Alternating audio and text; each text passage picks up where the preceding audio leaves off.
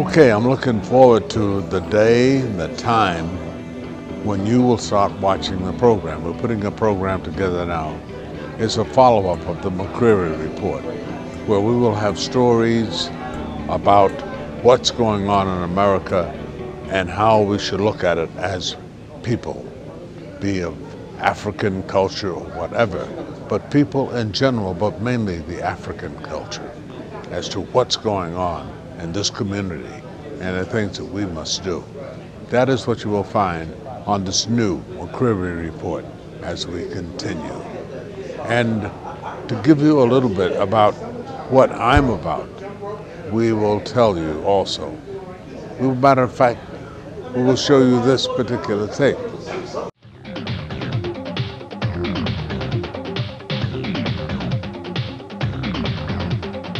I'm Bill McCreary, and welcome to a special edition of the McCreary Report, Malcolm X Remembered. Malcolm Little, Detroit Red, Malcolm X, three names, one person, shaped by his father Earl. But Earl Little was at times an abusive father and sometimes wife-beater. A part-time preacher and Marcus Garvey organizer, Earl Little saw 4 of his 6 brothers die of violence, 3 killed by white men. He too would be murdered by, though never proved, the Black Legion, Michigan's answer to the Ku Klux Klan, because of his Back to Africa activities. 8 children, a destitute mother. Louise Little, on the public dole, her pride crumbled. She was institutionalized, and her children became wards of the court, foster kids. Malcolm, a petty thief, graduated to bigger things as Detroit Red. He became a numbers runner, a hustler, a drug dealer, a burglar, and at 20, he was sentenced to 10 years in prison and served a 7-year term. Malcolm was introduced to Islam by his brothers and sisters, and he closed the book on the past. Our religion teaches us to be intelligent, be peaceful, be courteous, obey the law, respect everyone. How do you view your husband's role in history, and what do you consider his contributions to the civil rights and human rights struggle? One of the most phenomenal men that I've ever met, integral, extremely disciplined, yet sensitive, and was extremely focused on his agenda.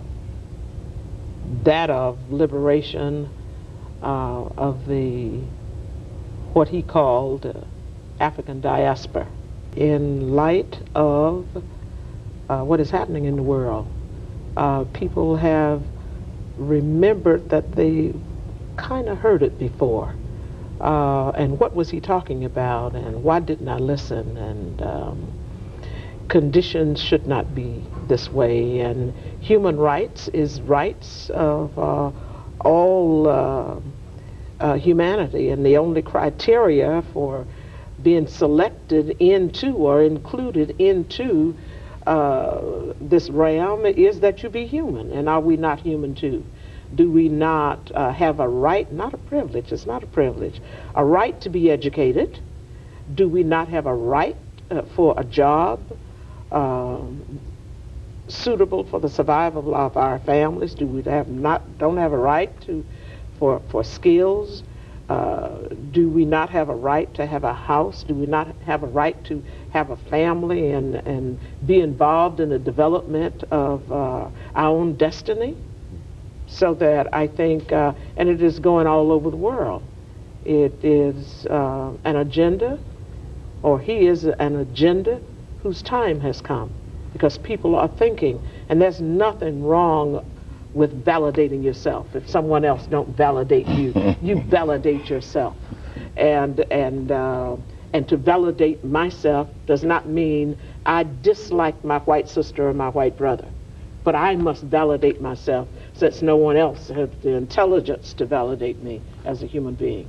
We're going to wrap this up with the final word from Mr. Davis, from Ozzie, and that is the legacy. How do you view this? What is Malcolm's legacy? Malcolm's legacy is, and Malcolm's gift to us was himself, his thoughts, and his actions. And Malcolm was wise enough and perceptive enough to understand many things and to put himself and the rest of us in context. If in the next 200 or 300 years, we're going to understand who Malcolm was. Before that time, we'll keep trying. Okay, I want to thank the both of you for being our guests. Okay.